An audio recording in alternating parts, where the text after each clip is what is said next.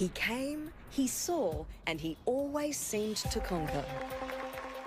He had an eye for beauty. He understood what people wanted. He took plastic shit and made it classy. In 2007, Steve Jobs introduced a product that would make Apple the richest company on the planet. Steve Jobs was a master at teasing new technology to people, and everyone turned up to Macworld thinking they were seeing a new iPod or a new Mac. He was showing them something vastly different, something new and something that was going to change the world, and he did it like the master that he was. Every once in a while, a revolutionary product comes along that changes everything. An iPod, a phone, and an internet communicator. An iPod, a phone. Are you getting it? And we are calling it iPhone. Today, we look back and it all looks so easy. But the product launch of one of the most popular products ever could have gone disastrously wrong, and Apple's fortunes along with it. Every single time he touched the screen, we're waiting for the music to stop playing. We're waiting for the browser to just go white. I mean, there's all sorts of things that we knew could happen. I've got playlists here. I can go into my playlists. I've got artists. I've got songs. The stress level is through the roof. You've never seen behind stage a more angsty, miserable group of people. Jobs' team is stressed for a good reason.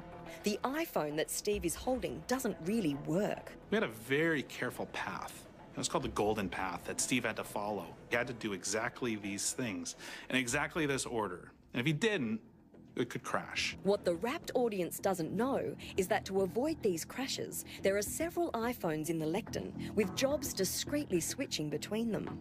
It would take a magician to figure out how he did it. He was doing switches. He would switch one iPhone for the other so he could show off different apps when they actually couldn't change. So it was a matter of, reaching beneath the lectern and pulling out a phone that looks like the same phone, only it's not. It's the phone to the left.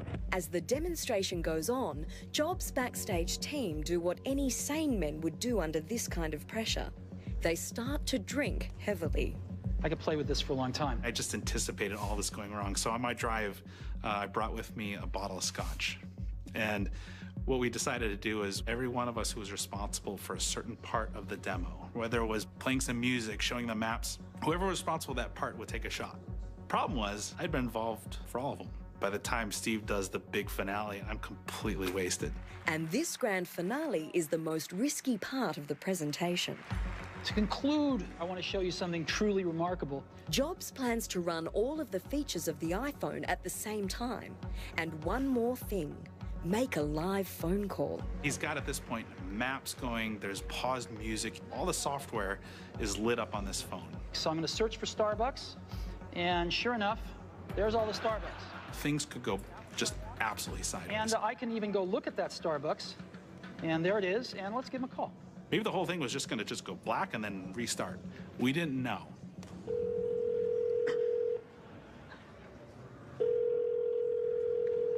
Good morning, Starbucks. How can I help you? Yes, I'd like to order 4,000 lattes to go, please. No, just kidding. Wrong number. Thank you. Bye-bye. The Force was with Steve Jobs that day, which prevented a farce. It was the first time any of us as a group saw just a perfect demo. I mean, we'd never seen the whole thing go off without a hitch. I personally was unaware of any significant glitches that were taking place. How beautifully it seemed to function was compelling. And 6 months later, the world got to stand in line for the very first time. This is gonna be like going down in the history of all cell phones. To see the line of people snaking around the building, waiting to hand over $700+ for a phone that we had just created, was the time where it really kind of hit home for me. Steve, I love you!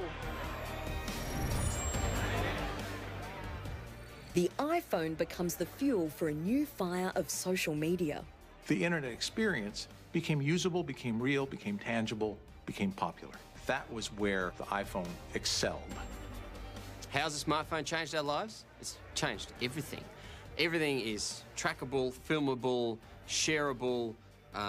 You can use it for basically any function that you want to do. You can do it better by using a smartphone. The impact of it is unprecedented human connectedness.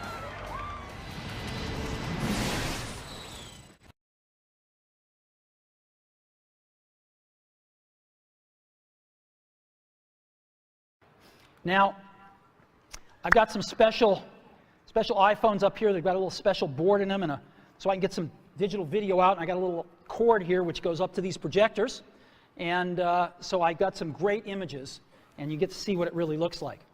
So I've got a camera here so you can see what I'm doing with my finger for a few seconds. And let me go ahead and get that picture within picture up. I'm going to go ahead and just push the sleep-wake button, and there we go, right there. And to unlock the phone, I just take my finger and slide it across. Right? You want to see that again? Go to sleep. We wanted something that you couldn't do by accident in your pocket, and just slide it across. Boom. And this is the home screen of iPhone right here. And so if I want to get in the iPod, I just go down that lower right-hand corner and push this icon right here, and boom, I'm in the iPod. I want to get home, I push the home button right here, and I'm home. Back in the iPod, I'm back in the iPod. Now here I am, you can see 5 buttons across the bottom, playlists, artists, songs, videos, and more. I'm in artists right now. Well, how do I scroll through my list of artists? How do I do this? I just take my finger and I scroll. There's an old Wayne Gretzky quote that I love. I skate to where the puck is going to be, not where it has been. And we've always tried to do that at Apple, since the very, very beginning. And we always will. So thank you very, very much for being a part of this.